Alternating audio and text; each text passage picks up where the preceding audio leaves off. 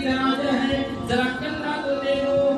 میرے دوستوں، وہ کیا منظر ہوگا ذرا غور کرو۔ مدینہ کے گلی کے اندر رات میں جنازہ نکل رہا ہے، خاتون جنت حضرت فاطمہ رضی اللہ تعالیٰ عنہ کے، حضرت علی رضی اللہ عنہ رو رہے ہیں، ایک جان حسن رو رہے ہیں، حسین رو رہے ہیں، ابو ذر غفاری رضی اللہ تعالیٰ عنہ بھی رو رہے ہیں۔ جب وہاں قبرستان کے اندر لے گیا، حضرت ابو ذر غفاری رضی اللہ تعالیٰ عنہ کہتے ہیں کہ میں نے دیکھا حضرت علی رضی اللہ تعالیٰ عنہ اتنا رو رہے ہیں، آنسوؤں سے رو رہے ہیں کہ داڑھی مبارک تر ہو گیا، حسن اور حسین کیا کہیں رو رہے ہیں۔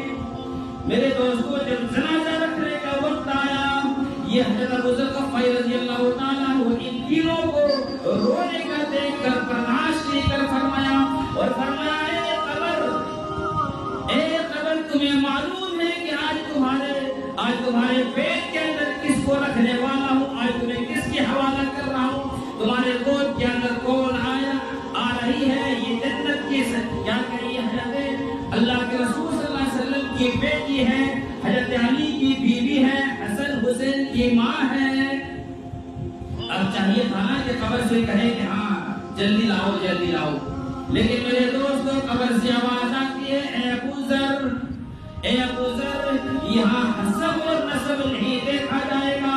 چاہے نبی کی بیٹی ہو، چاہے نبی کی بیوی ہو، چاہے نبی کی کیا کہے بیٹا ہو، اگر یہاں اعمال صحیح ہے تو سب کچھ صحیح ہے، اگر یہاں اعمال خراب ہے یہ نہیں پوچھا جائے گا کہ کتنے مالدار تھے، یہ نہیں پوچھا جائے گا کتنے تمہارے پاس بینک بیلنس تھے، کوٹھی اور بنگلہ نہیں پوچھا جائے گا، یہاں اعمال پوچھا جائے گا۔ اگر اعمال صحیح ہے تو سب کچھ صحیح ہے، اگر اعمال درست نہیں ہے تو میں وہ سلوک کروں گی تو یاد رکھو گے۔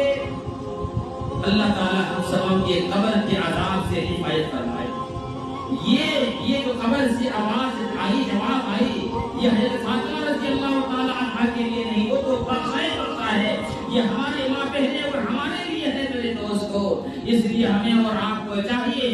ہم قبر کے عذاب سے پناہ مانگیں اور میرے دوستو اللہ اس کے رسول کی مرضی کے بتائی ہوئے طریقے پر دنیا کے اندر زندگی گزارے۔ اللہ تعالیٰ سے دعا ہے اللہ رب العالمین ہم سب کو کہنے سننے سے زیادہ عمل کی توفیق عطا فرمائے۔ وما توفیق الا باللہ۔